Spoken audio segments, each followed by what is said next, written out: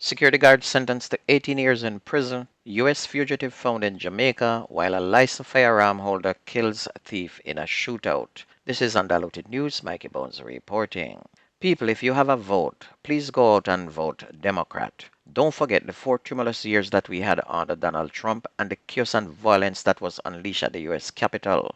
While the president watched the violence on TV, dozens of his staff asked him to tell his people to stop. He ignored them all. When told that his vice president was going to be killed, he answered, "So what?" Do you remember him suggesting that people should be injected with bleach to kill COVID? I know we have very short memory, but have you seen how the racists among us no longer cover up? They now feel free and protected to let it be known that they are indeed racist. They do it on the road, they do it at work, in the mall, in the supermarket, and even next door. They don't need a mask anymore. When a man says, "If I win, I'm going after my enemies," which means anyone who does not vote for him, believe him. In the manifesto in Project 2025, where they plan to cancel citizenship for children born in the U.S. to illegal immigrants, believe them. Did you not hear Trump say, "Go out and vote for him this election, and when he win, he will fix it so you don't need to vote again"? Believe him. Their violence is spreading, and they're trying to prevent people from even voting in this election, intimidating them at polling stations, and even setting fire to drop off ballot boxes. It's all around you people. Go out and vote Democrat. Over in Jamaica, Sean Cole, the security guard who was convicted of the fatal shooting of a 38-year-old mentally ill man in Junction in St. Elizabeth in 2017, was on Monday sentenced to 18 years in prison before the Home Circuit Court. The sentence comes 3 months after Cole was found guilty by a 7-member jury in the St. Elizabeth Circuit Court for the murder of Hale Clacken. Cole's bail was extended following his July 30 conviction, and the case was transferred to Kingston after sittings of the circuit court ended in St. Elizabeth. Mr. Clacken was fatally shot after he climbed atop a guardsman armored vehicle in Cheapside on June 23rd of 2017.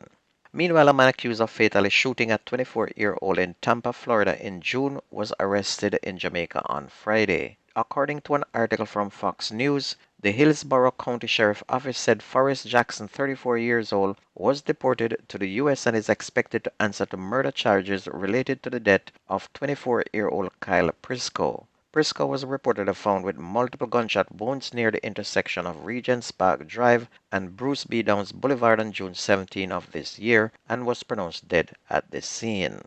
A Tivoli Gardens man was sentenced to 50 years imprisonment in relation to a 2020 robbery in Dedham Town. He's Rashawn Samuels, otherwise called Son Son. Samuels was slapped with charges including shooting with intent and illegal possession of firearm. He was sentenced to 15 years and 2 months for count 1 of shooting with intent, 15 years and 2 months for count 2, 15 years and 2 months for count 3, and 10 years and 2 months for illegal possession of firearm. The sentences are to run concurrently.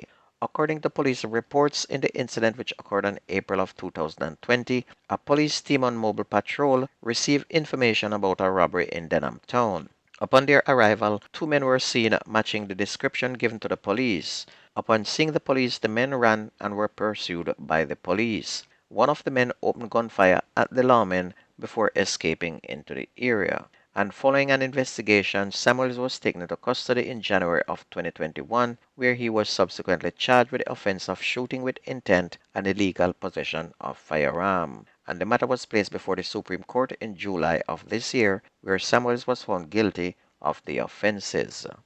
Meanwhile, an alleged gunman is dead and a licensed firearm holder is in hospital following an attempted robbery in the vicinity of Newport West in St. Andrew on Monday night. It's reported that the gun owner was driving along a roadway in the Newport West area when men in a car attempted to rob him. The men were challenged by the man, and during an exchange of gunfire, the licensed firearm holder put it upon them, injuring one of the men, but he was wounded as well. The other criminals realized that this was not an easy meal, then fled the scene. Both injured men were assisted to the Kingston Public Hospital, where the unidentified man was pronounced dead. An early report says that the deceased is a 17-year-old boy of a Seaview Gardens address, and it's believed that another one of his cronies was also shot and injured. Meanwhile, an employee of a hotel in St. Anne has been taken into custody following the alleged rape of a U.S. visitor to the island on Tuesday morning. The suspect, a waiter, is now being questioned by detectives, and it's reported that about 1 o'clock, the American woman was allegedly assaulted in a bathroom at the hotel, and the incident was reported to the management of the hotel, which summoned the police.